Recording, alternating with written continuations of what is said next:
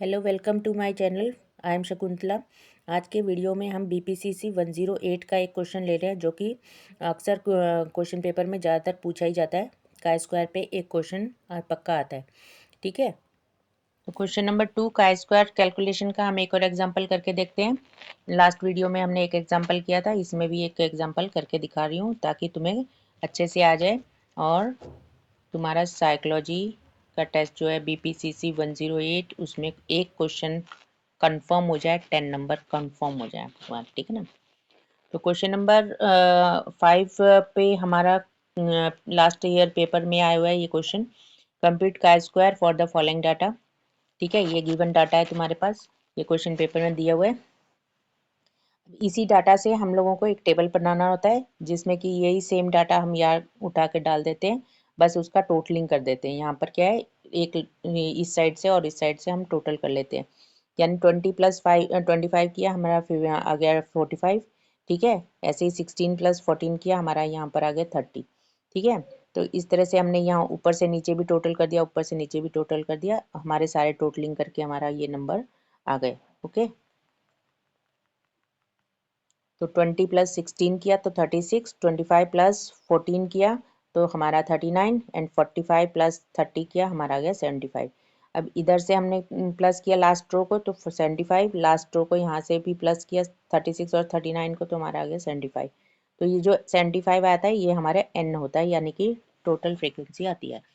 ठीक है, तो अब इन दोनों की मदद से, अब इस टेबल की मदद से हम क्या करेंगे, एक और टेबल हमें बनानी है, एक्सपेक्टेड फ्रीक्वेंसी टेबल, जो कि हम इसको यूज करके बनाएंगे।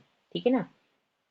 तो ये होती है हमारी एक्सपेक्टेड फ्रीक्वेंसी टेबल। इसके लिए क्या है, इसके लिए देखो, अब हमें ये जो नंबर्स हैं, ये नंबर कहाँ से आए ये हमें देखना है। तो ये नंबर हमें कहाँ से मिलते हैं, तो सबसे पहले ये वाला जो एक बॉक्स है, एक बॉक्स का नंबर हम पता कर लेते हैं। कैसे पता करते हैं, ये देखो, ये जो हमारा नंबर होता है, यानी कि जो हमारे टेबल फर्स्ट टेबल हमने जो बनाई है, उसमें ये जो फर्स्ट हमारी रो का जो टोटल आता है वो नंबर, और ये जो फर्स्ट कॉलम का जो हमारा टोटल आया है वो नंबर, ये दोनों नंबर्स को हम लोगों ने क्या करना है, मल्टीप्लाई कर देना है।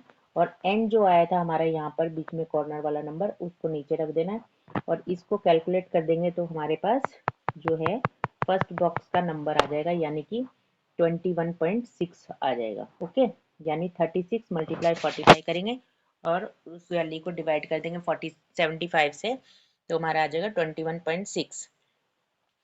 और ये जो नीचे टोटलिंग है, ये टोटल नंबर्स जो हैं ये हमारे फर्स्ट टेबल वाले ही नंबर रहेंगे, इनमें हमें कहीं भी कुछ चेंज नहीं करना।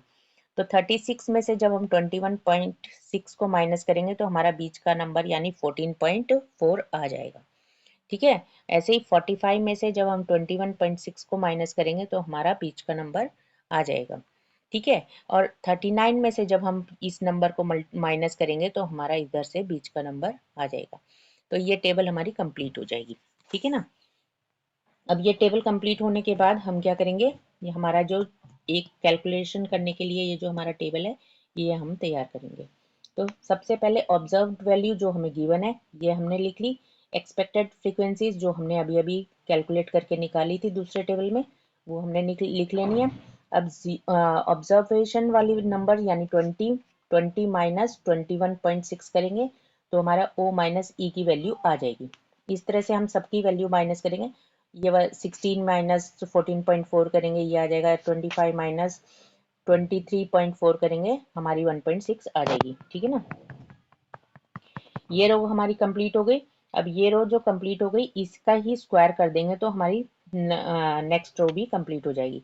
यानी 1.6 × 1.6 कर दो, 2.56 हमारा आ जाएगा। इस तरह से हमारी ये 2.56 वाली लाइन कंप्लीट हो गई। अब ये जो हमारे स्क्वायर नंबर्स आ गए हैं, O माइनस ई के जो स्क्वायर नंबर्स आ गए हैं, ये नंबर्स को हम डिवाइड करेंगे ई वाले से, यानी ई वाले कॉलम में से जो नंबर्स हैं उनसे, यानी कि 2.56 को डिवाइड किया हमने 21.6 से, तो हमारा नंबर आ गया 0.1185। ठीक है, इसी तरह से हम 2.56 को डिवाइड करेंगे 14.4 से, तो हमारा सेकेंड नंबर आ जाएगा 0.1777। ऐसे ही हम थर्ड नंबर निकालेंगे। 2.56 को डिवाइड करेंगे 23.4 से, तो हमारा थर्ड नंबर आ जाएगा 0.1094। ठीक है, ऐसे ही हमने फोर्थ नंबर भी निकाल देना है, और इन सब का जो हमारा टोटल कर लेंगे, टोटल करके जो हमारा नंबर आएगा, यानी कि हमारा नंबर आया है 0.5697, ये हमारा का स्क्वायर नंबर आ गया। ठीक है, तो हमारी कैलकुलेटेड वैल्यू आ गई का स्क्वायर की।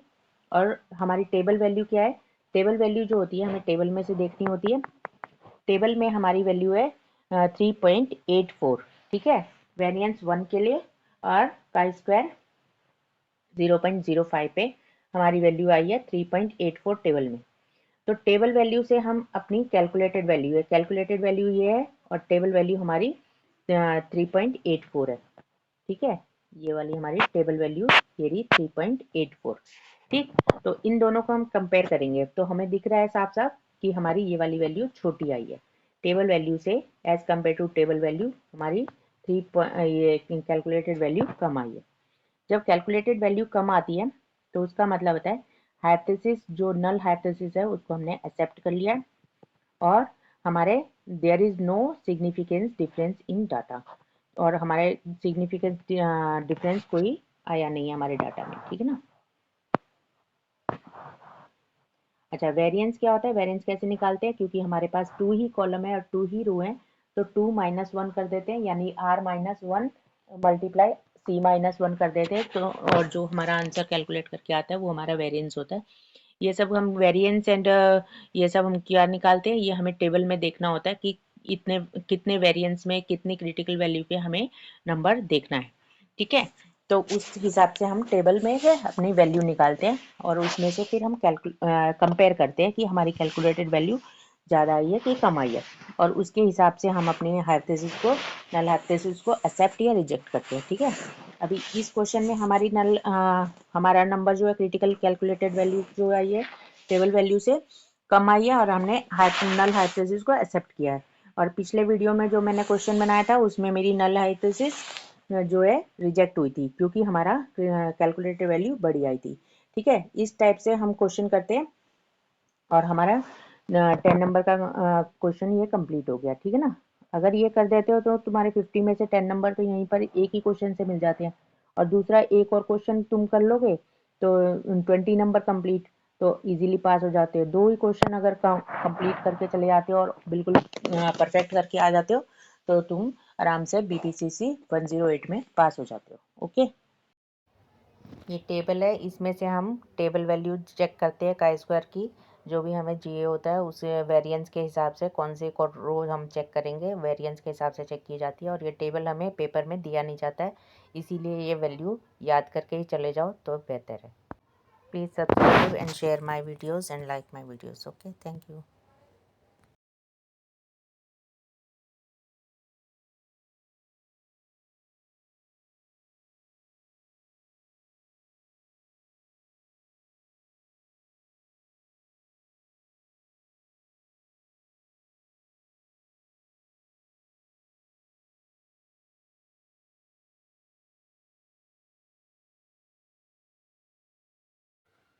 ऐसे ही और वीडियो के लिए please subscribe share my videos. Okay, thank you.